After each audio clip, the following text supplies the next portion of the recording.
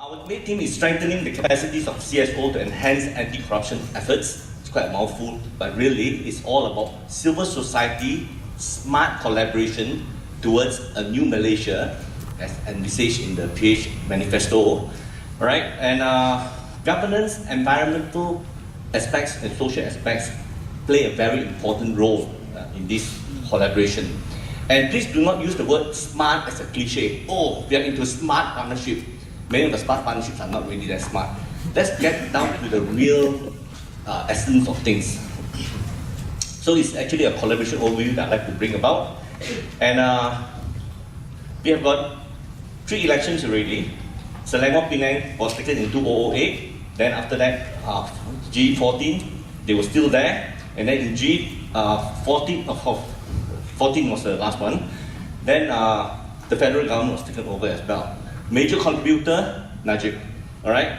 And the things that they have done. And the other thing is the Buku Harapan, where they promise and idealize a sort of Malaysia that we want to see, no? So, and they want to deliver, all right? So, this is the first thing that we want to appreciate as civil society. Doing the same thing over and over again and expecting different results.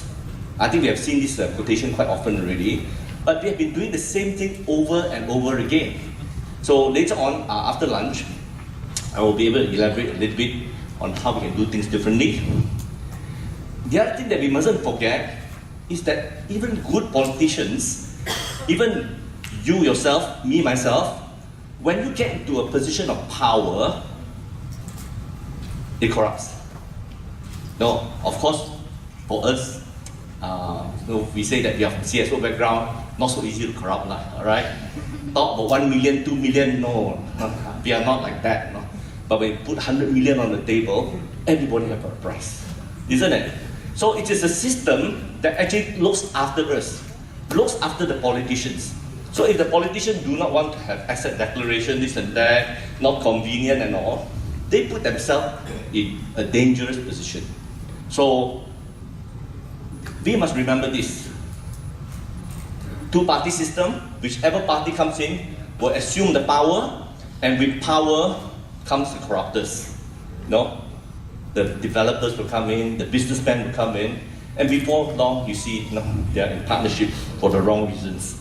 Okay, a lot of us are into different areas: environment, poverty, haze, land reclamation, you name it. Most of us are into some kind of issues like this.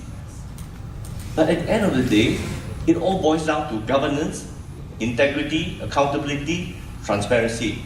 Sorry, it's a subtle promotion of GIAT. All right, so, but it's a fact. I think we have phrased the name GIAT quite well. These few elements are present in every issue that we deal in. And today we are very blessed because we have got actors who have been fighting for decades that are coming to share with us what problem they are facing. It will boil back to about the same thing. We can either take an ad hoc approach, do the best we can, and exhaust ourselves, or we can take a structural approach. So it is important that we do things differently, to get out of the current paradigm and find a new solution. So this is ad hoc solutions. All standing together, it just doesn't tie up. So especially for resident associations, I've got a local problem. Oh, I solved it because I have a good contact with the mayor. I have a good contact with the councillors. I've got no problem. You got problem. You don't have the contacts. That's not the way. No, we are looking at things structurally. If the structure is right, then you wouldn't have the problem, and everyone won't have the problem as well. So ad hoc problems, solving them doesn't help. We must actually combine it into a structural solution, and then we will achieve a more complete picture that we are looking for. So, very important, public governance. We talk a lot about corporate governance, and all of them got their list, their code of ethics and all. But they are also trained to be evasive on all these issues. So corporate governance is there by law, But to follow it in spirit, the integrity feature may not be there. So it's very important, therefore, that the public, the civil society, should bring about public governance. Public governance means that we are overseeing what's happening. But first of all, you need information. So structurally, we have to get open data, open budgeting, all in first. These are the structural issues that we work on. And once this is in place, then you see that there is an oversight, a public oversight. No? So things like local council election becomes very important. Because right now, appointed councillors are beholden to the politicians that appoint them.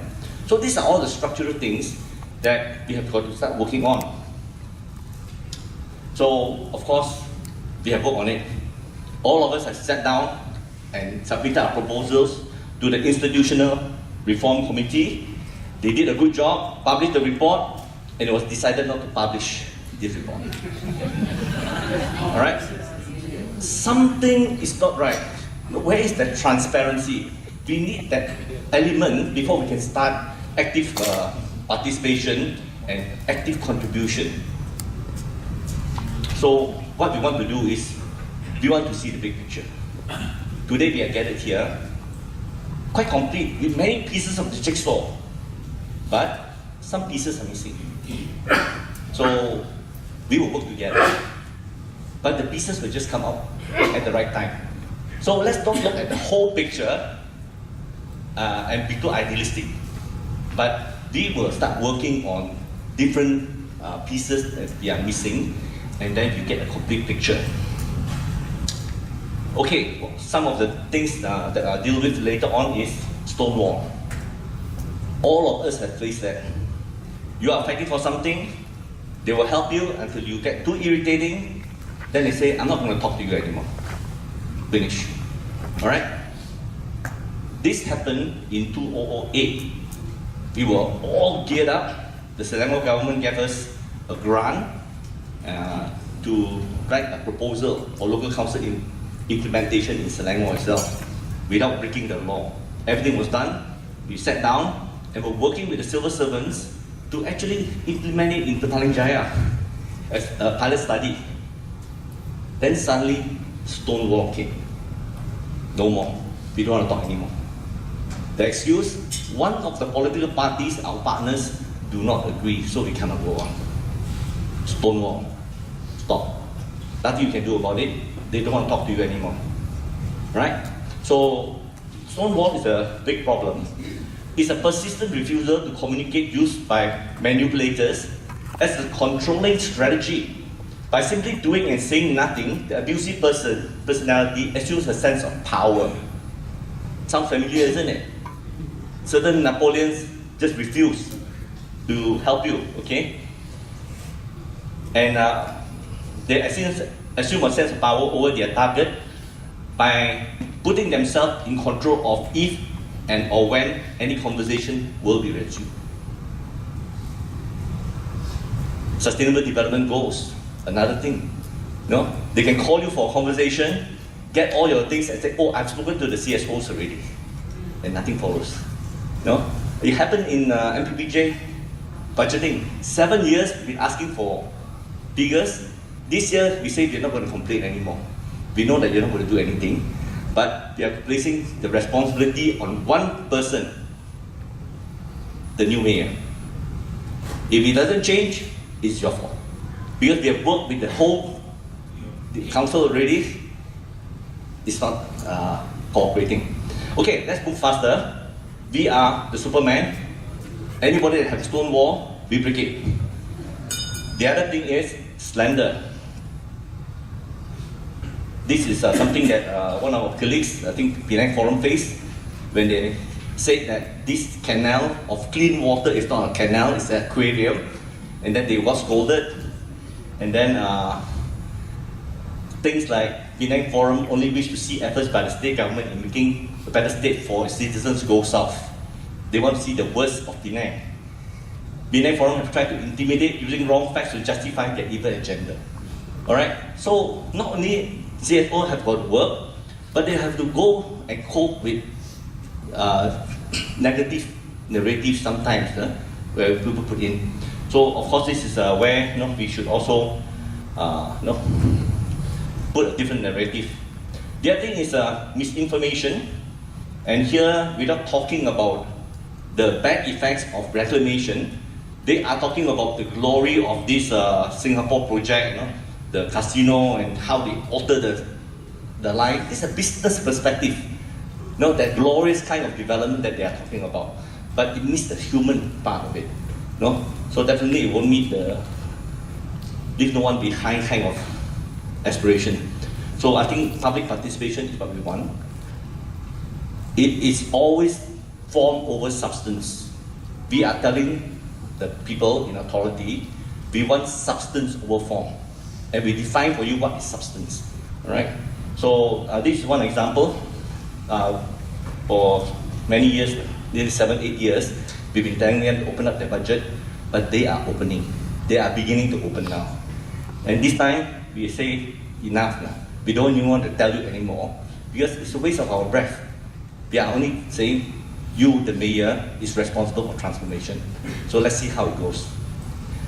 All right, this is important, the positioning of, for example, an organization, MyPJ.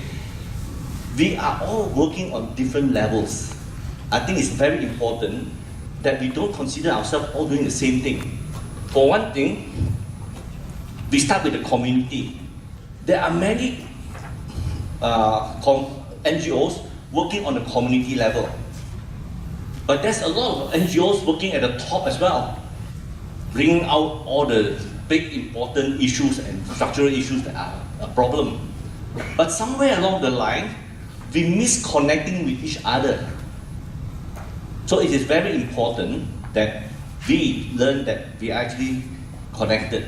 For example, when we were working in one community and trying to help the people that are poor over there, we found that it is actually a problem with the local council. So we started another one called MyPJ that do advocacy work. This one we do real charity work. But after working on this, we found that the local councils also have got problems. They stonewall us. Then what we do is, we work with the state government to open up the doors. So every time we go a different level, but we can never do changing of law. There's so many other coalitions, like governance. We are not strong on governance, but we are a member of GIAT because we bring the bottom knowledge to the top level, and we found the connection. Corruption cases affecting the B40, overpricing of the lifts and all, now become a procurement issue. So now we are connected from the ground to the top. So we are no longer working in isolation. Okay, I'm just about to finish. Positioning of MyPJ. We are very active at the bottom. You see a bigger circle there. And we actually spend more time there. That's a red color, all right? Then on the advocacy side, although it's our main emphasis, but we don't need to spend so much time. We just need to stand up to say that, no, this is not the right way to do it. And then on the state government side, we only coordinate with them to ensure that whatever obstacles we face at the bottom, the state will help us to overcome that. And then when we want to go further up, like local council election, we start working with the GIAT, and earlier on it was the Coalition for Local Democracy and all. So in this way, we know where we stand. There are some of us that have a bigger circle at the top. There's some of us having a bigger circle here, some right at the middle. Where do we stand? So later on, we will pass a piece of paper for you all to fill up. And please just let us know, draw this diagram and show us where your NGO is positioned, at which level you are working. Then when we compile it together, we'll see a better overview. So we are all complementing each other, and we are not independent. We are all interdependent. So I'll pass the paper, something like that, positioning of your NGO. Please let me know. And this is how, this is the last slide, we connect to each other. So MyPJ, we are connected to Gabungan Bertinab Malaysia, and they specialize in harmony inter-religious issue, especially this kind of NGOs needed for that. Then the CSO platform for reforms is a very much bigger one. And then GIAT in governance, and this one in SDG. So for those in interest one, we trying to lean on some of them. So the whole essence that I'm saying is, do not spend 100% on your NGO effort. Take 20% of your time to interact with another, and then you will find that you will be able, this 20% will make your life easier for the 80% of work that you're doing.